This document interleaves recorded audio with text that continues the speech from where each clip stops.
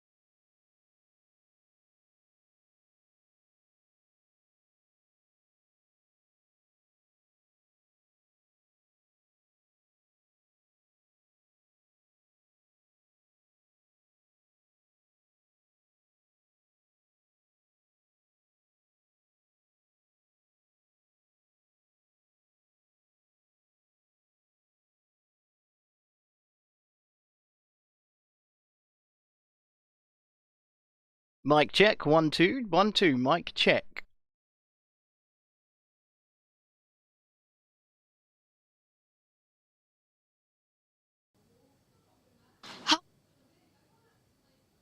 How dare you!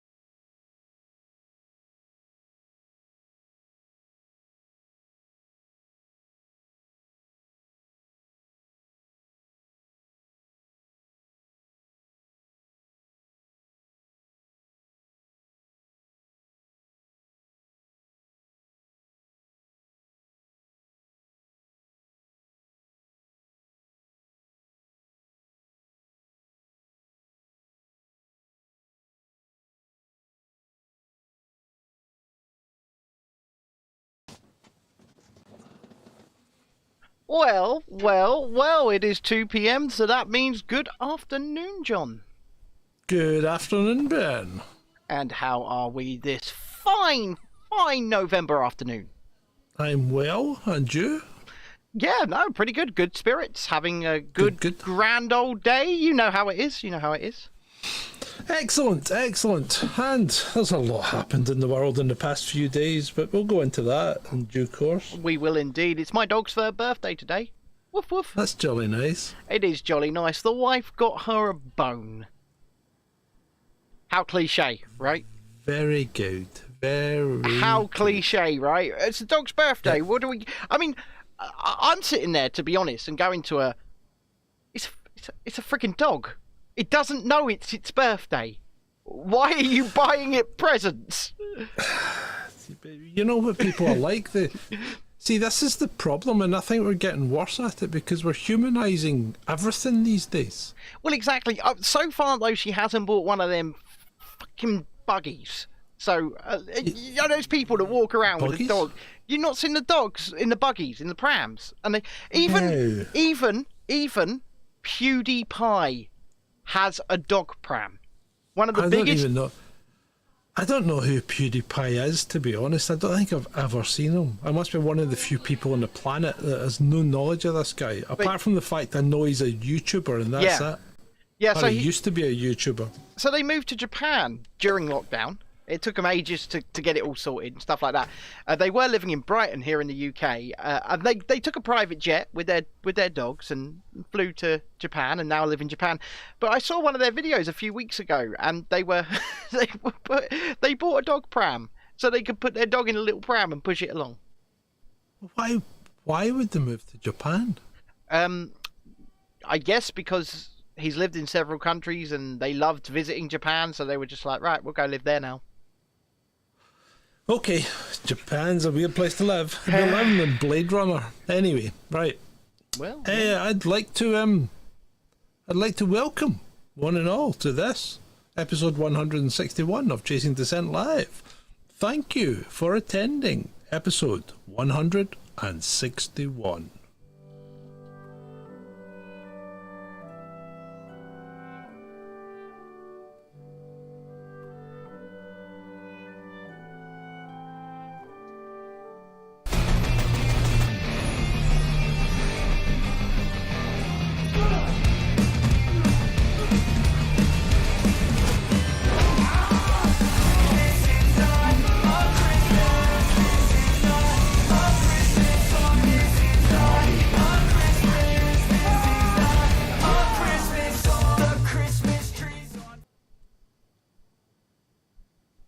what happened? What happened? It's getting close to that time of the year. When's that movie coming out? Second of December or something? Yeah, beginning of December. We're going to review that over on the second channel, I think. I think we have to, right? Yeah, I'm going to have to look at that. It looks good. It does. And remember, as we're on the Christmas thing, I'm fondling my balls right now, John. Oh, good God. If you are a member of our Discord, and if Adam does turn up, he can put the Discord link in, you can go to a little section in our Discord called Sponsor Ben's Balls, where you can sponsor a ball upon the tree of representation throughout the Christmas period. Please, if you feel like doing that, I would really, really, really appreciate it. So, John... Adam's there. Is he there? Yeah. Oh, good. John, what's going on in the world today, then? Oh, well, right. In case you may have been under a rock for the past 12 to 18 hours. Yeah. An incident occurred last night. It did. Right, so this incident, which occurred, was falsely reported but by AP News, of all people. Not just AP News, but it seems like every major news outlet as well. Yeah, but AP News, they kicked it off. They started it. And they reported it as 2 Russian missiles had landed in Poland and killed 2 people. Yeah. Right? Now, initially, reports were a bit diverse because some had said they were 65 kilometres inside Poland. They weren't. I think it worked out they were about 7 kilometres inside Poland's border. Yeah. But regardless of how that happened, they were saying, these are Russian missiles. They've come from Russia. This is an attack on a NATO country because Poland's part of NATO. Yeah. And then people started screaming for Article 5, Article 5. They did. It was trending. It was trending on Twitter. Yep. So Article 5, when a NATO country is attacked, the other countries are duty bound to assist. Yes, they are. Take repercussions against the aggressor.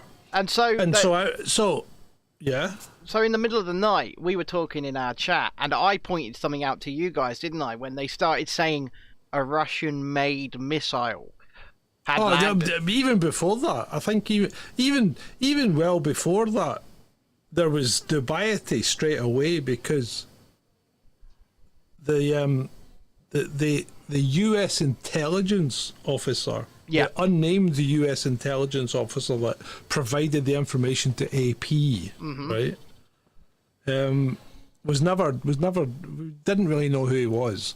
So he said that occurred, that the Russians had dropped a missile, whereas the Pentagon were giving it, well, hold on a minute, we actually don't know. They were, yeah. We don't know anything. We said we'll need to investigate it, which is fine, Oh, and I was castigated by some military buff on Twitter who said I don't speak military, by basically saying, well, the Pentagon have said they don't know, and he goes, oh, that's just military speak for, we know who did it, but we'll hold off. When it turns out it wasn't Russia, was it? Well, no, and many people were saying, like, here are the fragments. We're looking at these fragments. They look like a Ukrainian missile, and then the escalation just continued, didn't it? Yeah, well, and it still has continued, because it's even continued this morning, because even British newspapers this morning were still going on about it's Russia's fault. Doesn't matter. It doesn't matter that it might be an anti-missile missile from Ukraine, right? An S-300 that has gone awry and landed in Poland and killed 2 people. That's just an accident. But last night it was an act of war, right?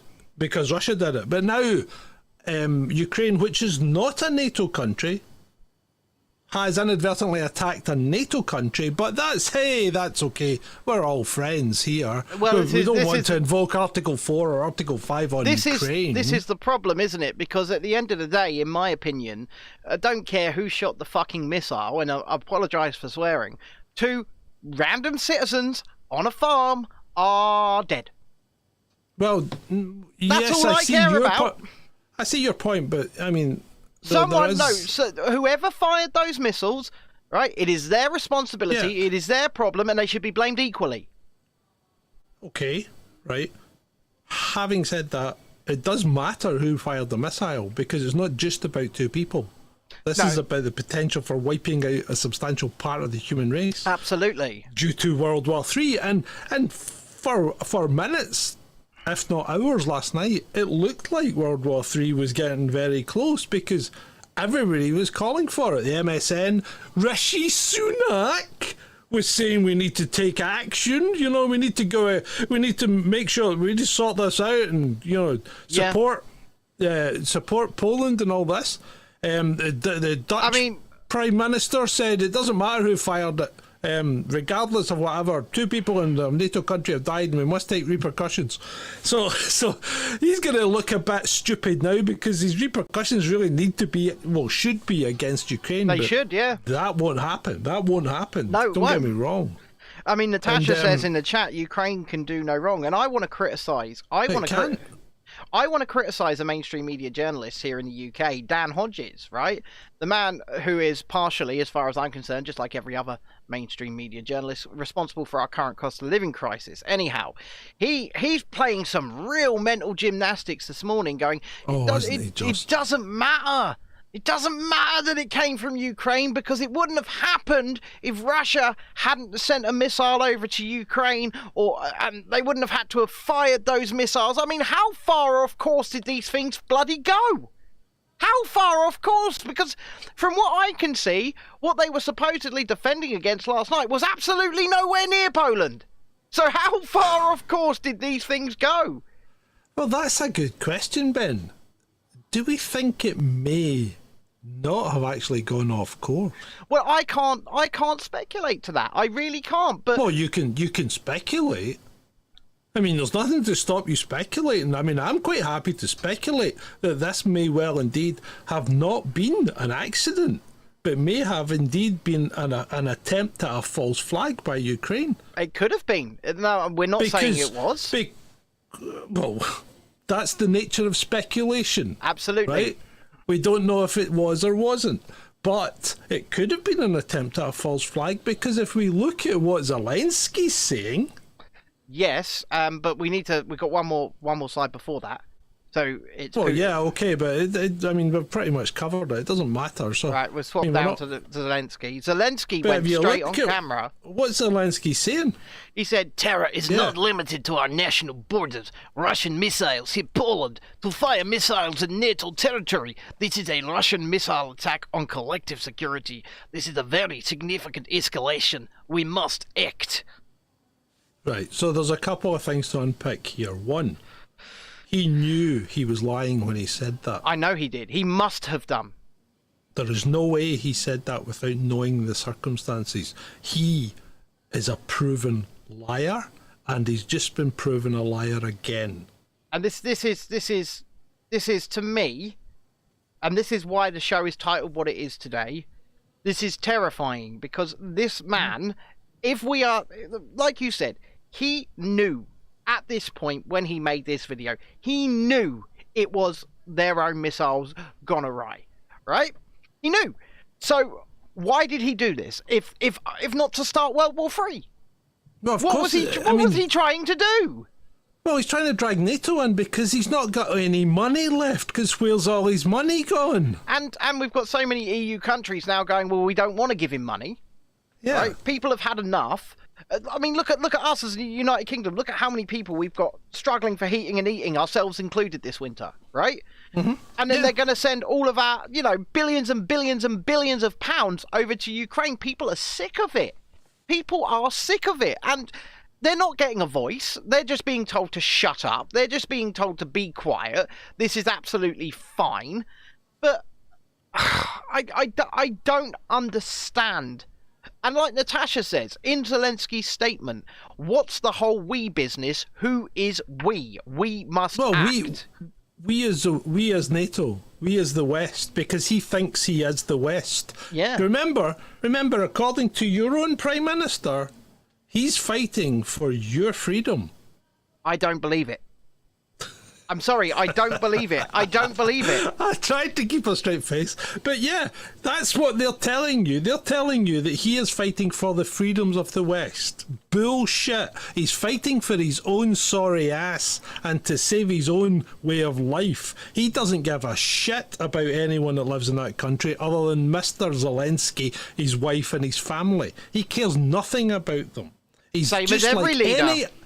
He's just like any government official. He's out to control the population, feather his own nest. Absolutely. And he's doing very well at that, apart from the fact he appears to have invested a substantial amount of money into FTX. Into FTX. And once again, we're not gonna turn around and say Putin's not doing exactly the same thing. This is all world leaders, this is all world governments. They don't care about you.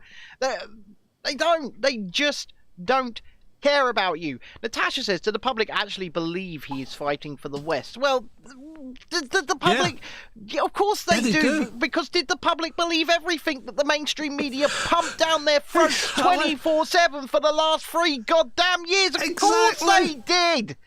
And move on to the next slide, because I mean, Russia's, I mean, even Putin broke his silence and said, look, it wasn't us, but Russia mocks the claim that the missile hit Poland, but some wish it was a Putin attack, and that's what the media's driving at. Yeah, they really wish it was a Putin attack. And when you saw the vitriol on Twitter last night, and the amount of people that were warmongering, even Julia Hartley-Brewer is warmongering. Yeah, and she still hasn't dialed it back. Listen, John. When it comes to things like war and the mainstream media, it's good for business. Business is good. And it's as simple as that. And they will continue to do that. When there is some kind of tragedy, when there is some kind of thing to keep the public scared and clicking, that's exactly what they're going to do. So, of course, Julia Hartley-Brewer and other mainstream media journalists like Dan Hodges are not going to dial it back. They're just going to continue to double down because that's all they know. That's all they know. Clicks and likes, clicks and likes, clicks and likes. And if you're liking this so far, please do leave a like on this, by the way, no matter what platform you are watching on. And the click. Don't forget to share it as well. And I'd just like to give a special mention to anyone who's donated to us recently. You know who you are. Donated to him. We love you. To him. Right. Anyway, moving on. So moving on to... As a tinderbox waiting to go up, says Natasha, and you're right, because the whole thing's set up like this because that's what they want. I mean, the US still wants this proxy war with Russia. What's it called? Russia. But you know, I just don't know. I'm not quite sure if they're realizing that they're maybe not going to get what they want out of it anymore. Yeah. Because China's not come down on anyone's side but Russia's, really. Well, exactly. And China is the incoming superpower. It is. And, and India and BRICS, essentially, they are the incoming superpower when it comes to a trading bloc. And we can move on. Speaking about India, so what are they up to, Ben? So, India, central bank digital currency, also known as CBDC, on November 2nd, Governor Shakit Kanta, I'm sorry if I'm pronouncing this wrong, Daz says, yesterday we launched the trial of our digital currency, central bank digital currency project. Eek. So this is a country, right? Eek. This is a country with over 1 billion inhabitants, right? That still practices open defecation on the streets of that country, right? In many places, yes. Yep, and now has a central bank digital currency. India is certainly a place of extremes, is it not? It would seem so. It would seem so. It's, you know, central bank digital currencies are just your next control mechanism. They are just your next government enriching themselves, feathering their own nest, and controlling the population. Because once these sorts of things are ingrained, once they are pushed into society, once you are under the will and control of a central bank digital currency, if you want to go on holiday, sorry, you spent too much of your digital currency on going on holidays today or this year? No. You want to go and buy Coca-Cola? I like a bit of Coca-Cola, everybody knows that. Sorry, you've had too much of that this week. Not for you. This is the ultimate control mechanism when it comes to being able to control your purchasing power, your ability to spend, your ability to make transactions. And it even comes right down to, you want to buy something off a mate, right? If they phase out cash and bring in CBDCs, every tiny little transaction that you make is going to be there. It's on their blockchain. They're going to know. They're going to know everything. Oh, you buy Costco. Why you buy Costco? Yeah, pretty much. Yeah. You better believe it, baby. So what is this next slide? Well, do you not remember that Turkey had a bomb attack? Yes, sort of. Right, so a couple of days ago, Turkey had a bomb attack and refused to accept the condolences of the US. Okay. Right? Because they know who did the bomb attack. And they're blaming the US. Well, yeah, the person that did the bomb attack was trained by the US, by the CIA in Syria. And they have evidence to that effect. So Turkey are now saying, you guys are fucking sending terrorists against us. And they're not wrong. Well, because, let's be honest, this is kind of the MO of Team America World Police. You know, start a war, go in and fix the war.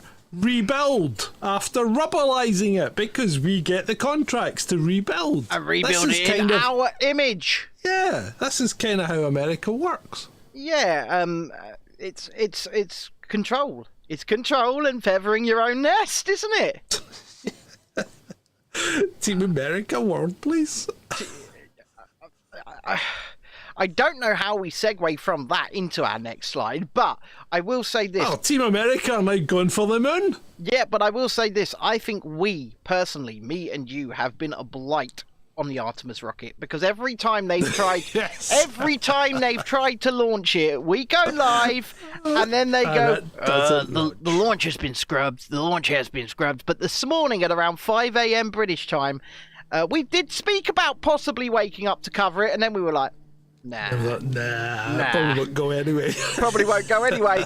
But finally, the Artemis 1 rocket to the moon has been launched from Kennedy Space Center by NASA. It is on its way to the moon, baby. Team America on the way to colonize the goddamn moon.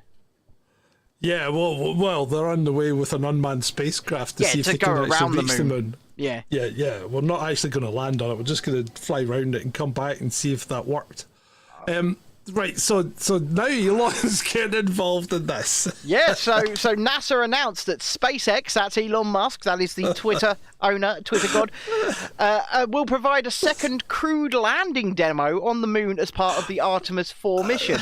With multiple planned lunar landers from SpaceX and future partners, NASA will be better positioned to accomplish bold missions. So Elon's going to go and land some people on the moon, is he? Well, look at that picture, right? Yeah. That mock-up. Because that is a mock-up. That hasn't happened, people. Okay, just in case. I know. It looks real. Just like the pictures from 1969, it looks really real, right? But it's not.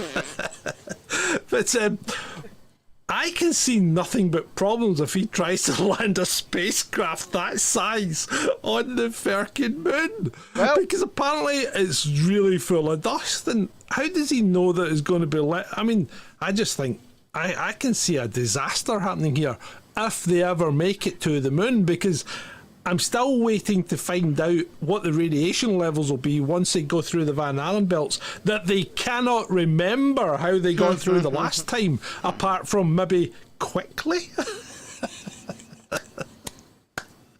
NASA, you astound me.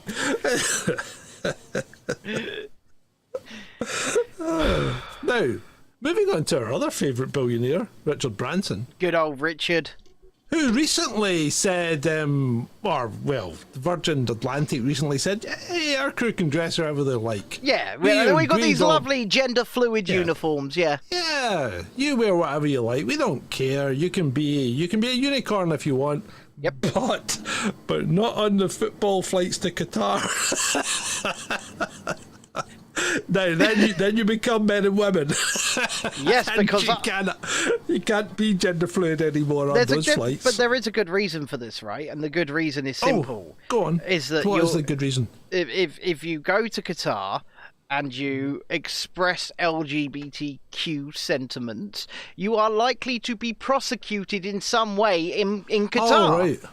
All right. Oh, I thought the good reason was the fact that it's all fucking virtue signalling and not real. Well, that too. But Virgin Atlantic, Richard Branson is probably acutely aware of the laws in Qatar, right? It's not our country, it's not our culture, it's not our civilization, it's not our way of life. And whilst we think some of the things that they do are horrific, barbaric, and things like that, we've got two options, really, haven't we? The first one is to just acknowledge and accept that that's their culture and they use ethnic slaves and they oppress LGBT people, sometimes throw them off roofs, in fact, or we try and clean it up. Those are our only options. And Richard Branson doesn't feel like cleaning it up by the looks of it. No, I don't think he wants to make a statement on that. And he's probably, as you said, aware that his staff are likely to be prosecuted, if not persecuted. Then yeah, but hey, it's all a big virtual signal, isn't it? Speaking of virtue signals, or maybe incorrect data, who knows? Dr. Jenny Harries is in the news again, this time from lockdown skeptic himself, Toby Young. Dame Jenny Harries now is blaming the summer heat waves for nearly 3,000 excess deaths, pinning them on climate change. But these deaths were part of a trend since April, and the cold kills more than the heat. Well, he's right. Generally, the cold does kill more than the heat. Yeah. Okay. I mean, it was warm during the summer, but it wasn't really that warm for that long that you would expect to find huge numbers of deaths. Now, the other thing is, there's a couple of things I don't like about this whole renaming thing. The United Kingdom's Health Security Agency. I know, it's very sinister, isn't it? It's very sinister. It's very 1984-ish. I mean, Yeah. So apparently it is. It's climate change that done it, isn't it? No. So it was. No, I don't think so either. No. I think maybe. You know what it is! I've been doing some telepathic thinking again, John. I mean, I think you're right, mate. It seems the chair creak has been removed from my telepathy, but Yeah, I did that. Yes. I did used to think about creaking chairs quite a lot, and that's just gone now. But now she has said this, unfortunately, it's going to play right into the hands of the extremists like Just Stop Oil and Extinction Rebellion, the cults, the people that keep... I mean, what did they do on Sunday? Extinction Rebellion turned up at 100 Barclays branches and committed criminal damage and then called it non-violent action. Well, as far as I'm concerned, if you start purposely damaging, breaking windows and destroying other people's property, that's pretty violent to me. But that's just me. These people, they're insane. They're all insane, and unfortunately, Dr. Jenny Harries here, or Dame Jenny Harries as she's now called, are going to feed right into it, and that's not good. And speaking of something that may or may not be good, what happened last night, John?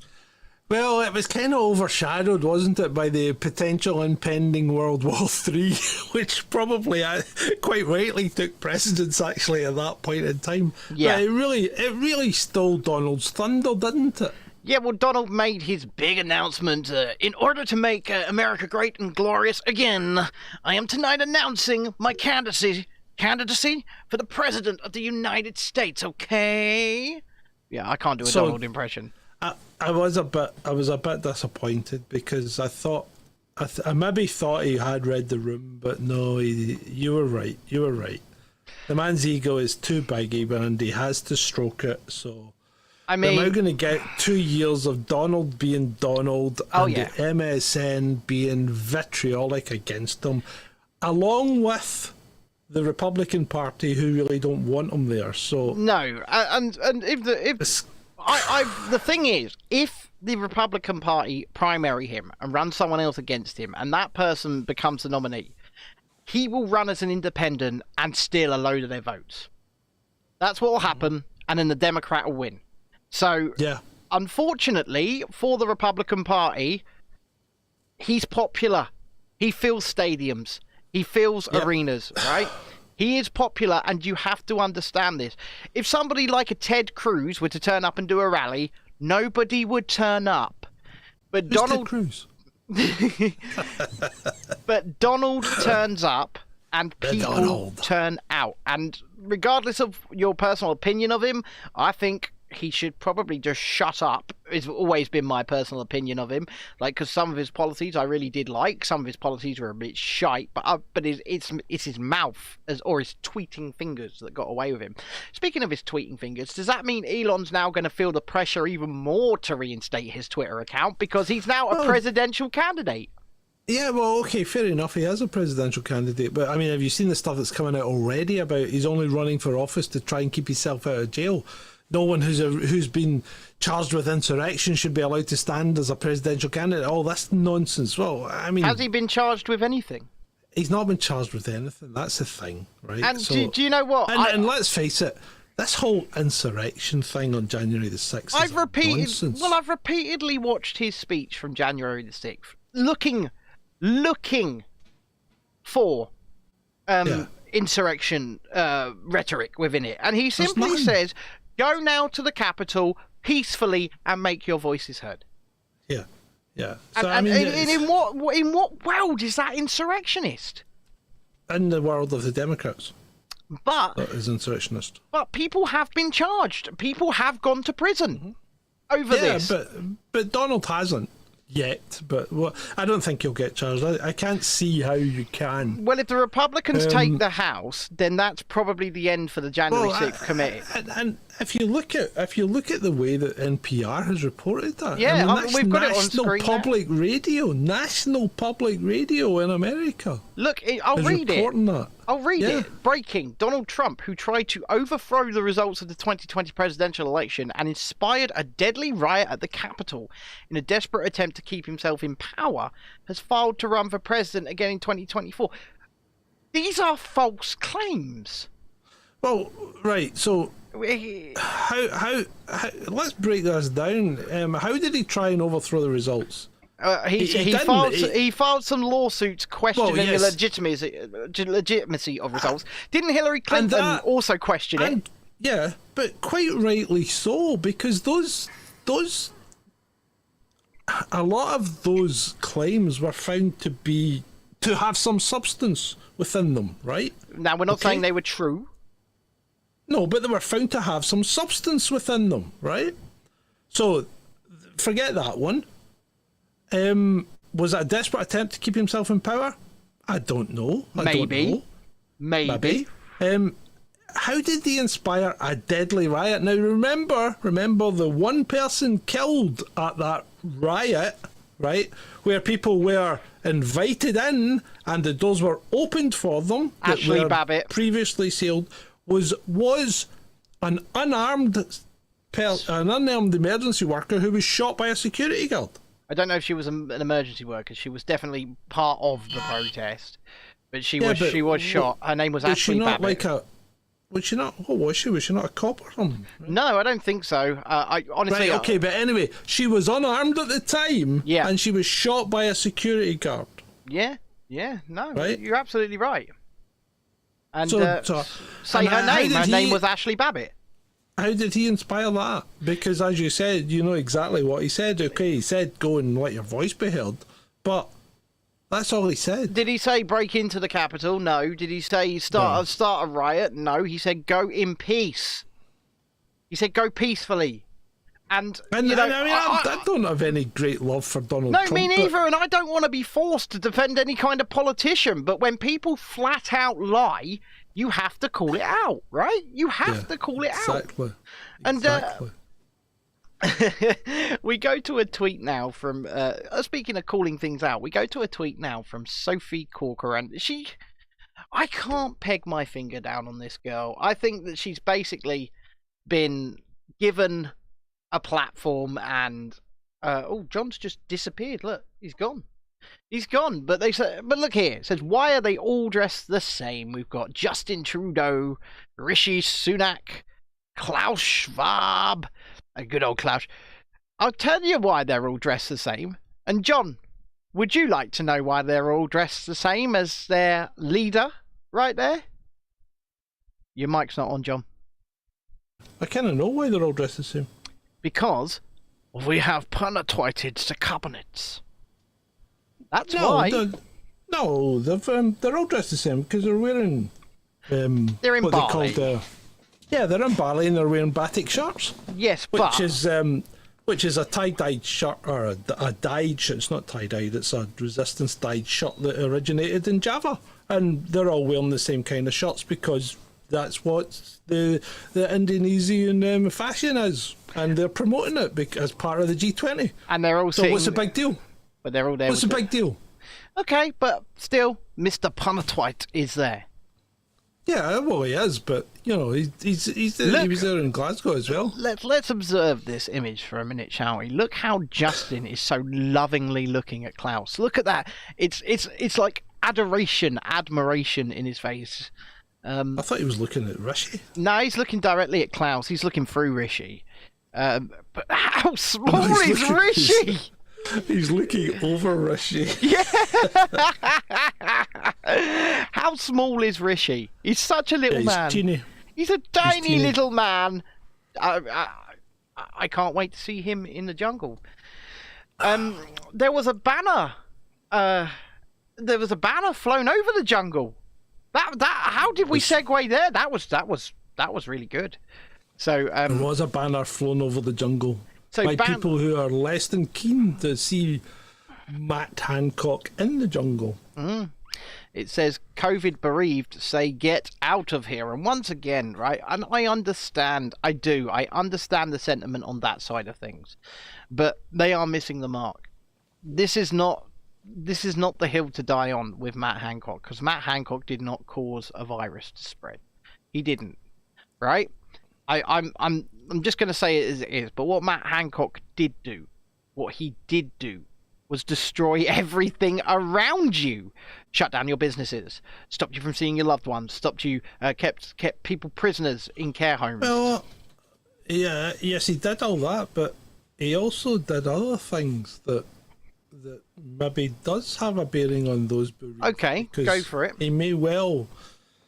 Well, he bought substantial amount of a drug. He did. And used a year's worth in 2 months. Yes, that is true. That is true. But we can't talk about that, unfortunately, because of reasons. But yeah, the people who are bereaved from, well, what they think is COVID, because we'll never fully know what everyone died of. They do have a right to be upset, but then I guess their argument would be harder and faster and more destruction of the country around them. Yeah. Which is, Greg Romford says he sent 40,000 untested hospital patients into care homes to their death. He did do that, right? He did do that. That is true. I will. Yeah. Well. Right. So your problem here is, what were they in hospital for? Well, this is it, and I mean, this is why I said what I said a minute ago, is that we will never fully know what everybody passed away from, because we won't. So, and it doesn't matter if right. Let's say they went to hospital with a broken hip. Yeah. Okay. And they got sent back to their care home to recuperate. Okay. Yeah. What's the problem? Yeah. No, I do. I get where you're coming from, but I do get where they're coming from as well. There is, put it this way, Matt Hancock. This is Matt Hancock. This is people on one side of the debate. This is people on the other side of the debate. Everybody can agree on one thing. This man's an asshole. Yeah, right? Yeah, definitely. Yeah. So Greg says it doesn't matter what they were there for. He just wanted to clear the ward so the nurses could do the TikTok routines. Yeah, but that's not necessarily what killed those people that get sent back to care homes. No, and this is the thing. We just don't know. And then Natasha, who works in the hospital, says they were elderly and infirm. And yeah, a lot of them were. I mean, in New York, it was even worse, where they just literally sent anyone into care homes, not just the elderly and infirm. Yeah. They just put everyone in them. I think one of the problems is that it wasn't so much them being sent back to the care homes, it was them being sent back to the care homes and then kept in complete isolation. And that really sealed the death knell for them, because they didn't get to see their family. They didn't have a reason to continue living. And that maybe had more impact than just sending them back. I've actually seen that written on somebody's medical notes. I've seen written on somebody's medical notes that their dementia was deteriorated due to isolation from COVID lockdowns. Absolutely 100% on their medical notes. And so there is it's such a multi-faceted situation here. And the man at the centre of it all is currently on your screens every night being paid £400,000 to have a whale of a time in the jungle. And he's currently gaining popularity. Popularity is a better word. I mean, I was actually going to use the word respect, because he does appear to be gaining some respect from the British public, and that's the thing that disgusts me, because they've got such short memories. They really do have such short memories. This man is not someone that deserves your respect. He doesn't deserve to be popular, and he doesn't deserve to be in the position he is. I mean, he's laughing quite openly, apparently. I haven't watched it, so maybe you can tell me, Ben, but apparently he's laughing quite openly. He won't be back in his constituency until late December. I don't know. I haven't watched last night's episode, so... So apparently, I'll not be back until December, He's told his constituents, I'm not really working for you at the moment. I mean, look in the chat here. I'm still getting paid as an MP. Yeah. Look in the chat here. We've got Chrissy. She says, I see one more person saying he isn't so bad. I'm going to lose my damn mind. And do you know what? There are multiple people in our chat right now that work in the NHS, that work in care homes, or have worked in care homes, that saw all of this firsthand. And they've just simply been dismissed. What they say and what they see and what they have seen and what they were a part of their experiences are dismissed as not true, as wrong, by people on Twitter who have no fucking clue what they are talking about. It's as simple as that. Yeah. And that's the power. That's the power of the media, right? And that's the power of people like Matt Hancock using the media to Ogden the Bold says, guy in ICU bed next but one to me was DNR. Right? And that happened a lot. Do you know, if my son had been sent into hospital, they'd have placed a DNR on him because they started putting DNRs on anyone with even a mental health condition. Yeah, if you'd been sent to hospital, you'd have been DNR'd. Because I'm disabled, yeah. Yeah. All of these things... The whole thing.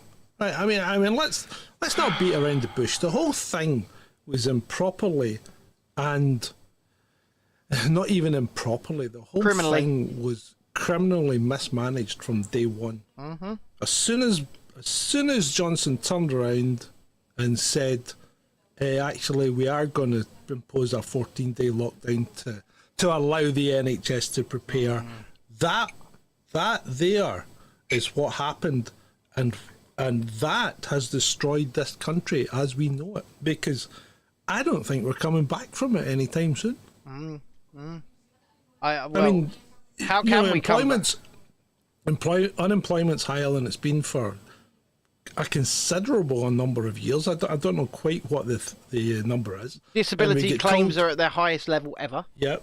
We get told that inflation is at 11.1%. That's probably a conservative estimate, right? Yeah. So I mean, and then we've got Rishi, who wants to tax the people who already can't afford to heat or eat, right? Yep. So he wants to tax them more to pay back a debt that he created in the first place by allowing people to sit in their arse and do nothing for 2 years. Yep. So, and that is not encouraging growth. He's taxing corporations and businesses. He's taxing small businesses and allowing them to go to the wall because they just can't afford to pay back the ridiculous loans. They can't afford to recover from the fact that they didn't have any business for 2 years. Mm-hmm. So, you know, I mean, the thing's a mess. And you know what? The only one that actually seemed to put in anything that may have given a glimmer of hope was Liz Truss and Kwasi Kwarteng, believe it or not. And that was smashed. That was smashed. Yeah. It was because smashed to pieces. Probably didn't fall in with the WEF, but then again, that's just another conspiracy theory, isn't it? Well, let's go to Jesse Waters of Fox News now, shall we? And talk about FTX for a minute. So Jesse Waters, prime time, and this is the official. You can see from the tick in the official account, says the Democrat Party is in the middle of the biggest financial fraud case in U.S. history. And do you know what? I agree. I do. I agree. Of course it is. Of course it is. They literally funded their campaigns, funneling money through. So what they appear to have done. Okay, so we can't confirm this is what happened, but this is what appears in our view, our opinion, to have happened. Well, in fact, let's just start with the basics. The basics are right that the U.S. in the form of the Democrat Party has been supplying Ukraine with money, cash, taxpayers' money. With taxpayers' money, with cash, in order to fund their defense against Russia. Okay? Yep. Fact. Right? Zelensky invested much of that money, other than the stuff he used to pay for his parents' home. Sorry, that's not... well, it might be fact, but we're not quite sure. But anyway, right, so Zelensky invested much of that money in FTX. Yeah, into Sam Bankman-Fried's crypto exchange FTX, right, okay. Yes.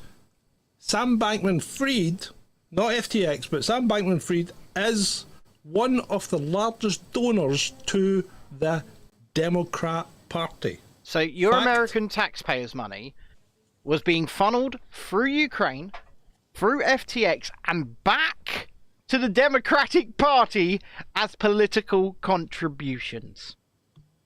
That's what appears to have happened here. And I would say that, yes, this is fraud on the surface, on a massive scale to the tune of millions, if not billions. It's certainly creative. I mean, it is certainly creative. Greg says most of the map money never sees Ukraine. It goes directly into the pockets of the weapons manufacturers and military-industrial complex, all part of the cabal. Yes and no. Yes and no, yeah. Yes and no. So a large part of it will go there, absolutely. But like Natasha says, nice fluffy laundry. And do you know what? I am shocked that this... Well, I'm not shocked, am I? Come on, let's face it, it's the Democrat Party. That this isn't front page news everywhere. Well, we're not shocked. Yeah, we're shocked that it's not front page news because we're not shocked because we've been banging on about this for months. I mean... Even Bob Moran here. Yeah. This little cartoon from Bob Moran says pretty much all you need to say. It is pretty much nice fluffy laundry, as Natasha says here. And yet, it is not front page news everywhere. People will probably call Fox News conspiracy theorists for running with it, but it needs to be investigated.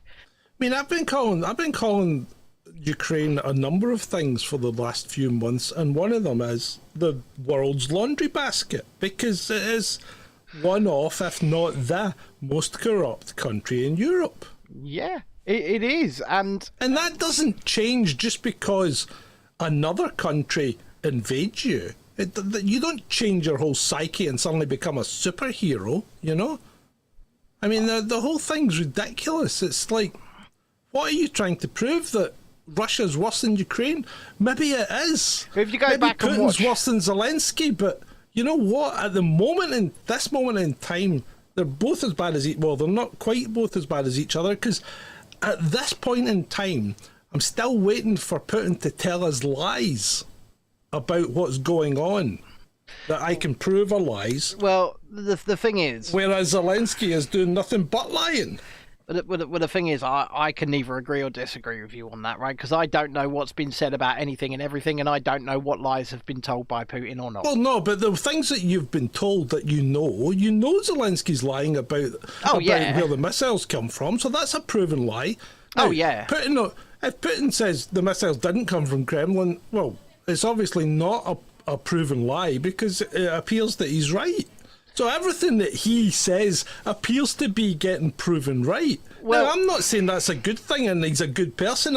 Don't confuse me with that, right? But what I'm saying is I haven't caught him out in a lie, but we've caught Zelensky out on a number of occasions lying. You know, when it comes to what's happened, the missile incident with Poland, and they're going to say it's an accident, right? They're going to say it was an accident. Okay. So... Yeah, they are. Just like our next slide, how can that have been an accident? Because how can this have been a goddamn accident?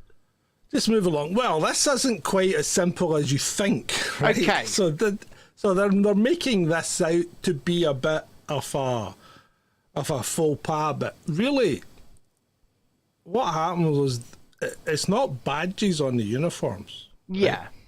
It's not buttons on the uniforms. It's labels on the uniforms. Right. And it stands for short and small. That's all it stands for, short and small. But right? Because it's got the letters SS on it, people have gone mad. Yes.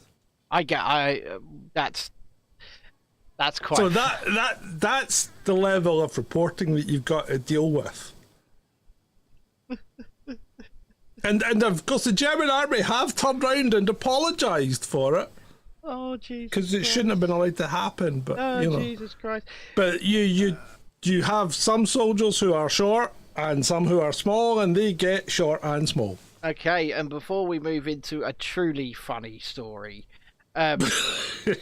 if you are enjoying this show, then please leave a like, leave some comments, get involved in the chat, and subscribe. But the most important thing you can do, hit that share button, evangelize, spread the good word, tell people we're having a laugh over here, because that's what we try and do. But let's move on to, this is a cracker. This is John. Tell us what we've got here. This is a cracker. So this chap decides he's going to cycle round the world, okay? And he left his home in Istanbul in Turkey, or he left Istanbul in Turkey as his starting point, and cycled across Europe to the UK, where he was staying with friends for a couple of days before he goes on to his next leg. And as you would, somebody stole his bike.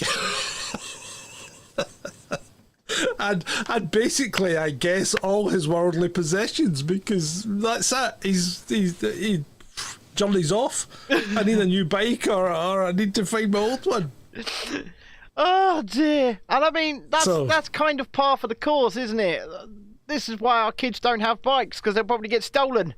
This is why we can't have nice things in this country. It is why we can't have nice things. You're absolutely right. Fucking hell. Oh, this...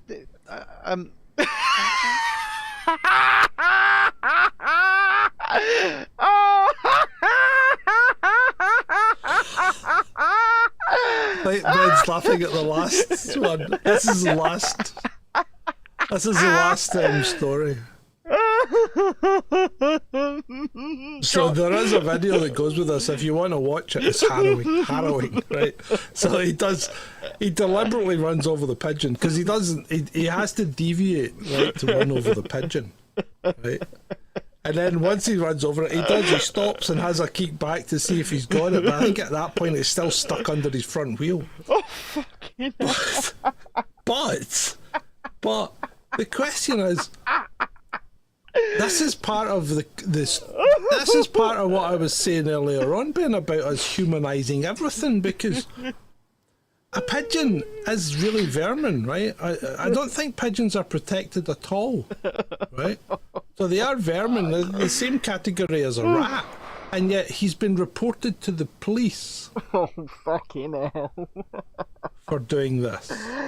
Now, I've killed a few pigeons in my time. Look, I'm a I'm a mobility scooter rider, right? I'm a mobility scooter user. This is a much heavier and faster model than what I have. My model goes 4 miles an hour, right? But I don't think I could kill a pigeon with it. So you know what? He wasn't even going fast. The pigeon, I think, committed suicide. Because it didn't even try and scuttle away from the oncoming mobility scooter. Go and watch the video, by all means, right? And people out there, go and watch the video and see what you think. But I think that pigeon was hell-bent on death, right? I think it was ready. Its time was up. And you've seen this sometimes with seagulls, you know, that stand on the road and just wait to get run over, right? Have you seen this? No? But anyway, apparently this is a phenomenon among some birds that they just have had enough and they just want life to be over with. And I think this pigeon did that, and this guy obliged. So I think it was a mutual benefit. He got the thrill of killing and running over a pigeon, and the pigeon got what it sought, which was a quick death.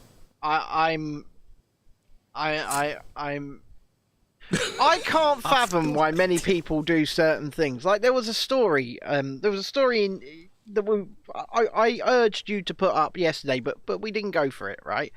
But we will talk about it, because there's a story from the New York Post that a guy got a skipping rope stuck in his bladder because he shoved it up his How do you why do you do that, and how do you even do that? What are people thinking when they do things, John? It's fucking... Having never done that, I can't tell you. I have no idea why he would want to shove something like a skipping rope up his jap's eye. Greg says there are kamikaze pigeons in Romford that just fly straight at you. You have to whack them away. These pigeons are asking for death. I think, well, quite possibly. Natasha says, as someone who works in our health system, Ben, I have taken calls of this nature. It blows my mind, and that must be the skipping rope. How? I mean, it's not something I'm gonna try myself, but curiously, how? How does it even occur? I don't really want to go into the mechanics of it. No, let's not.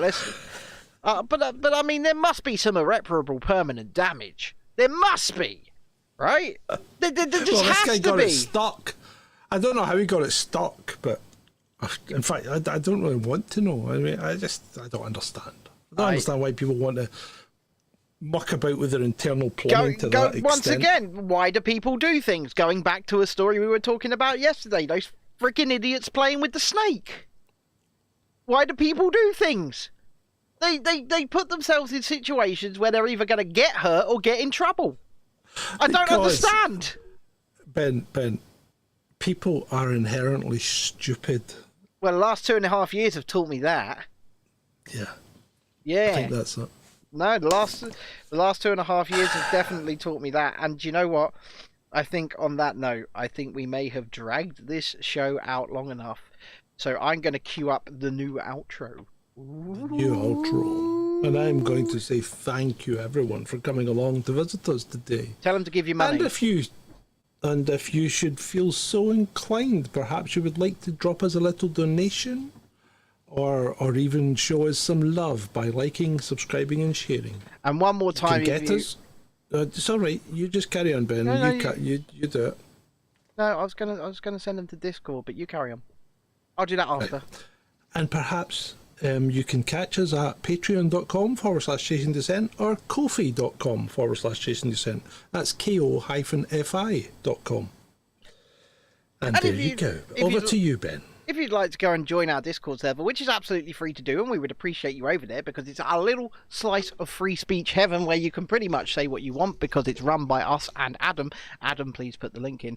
There is a little Christmassy section there called Sponsor My Balls. There I go once again, one more time. I'm fondling my balls.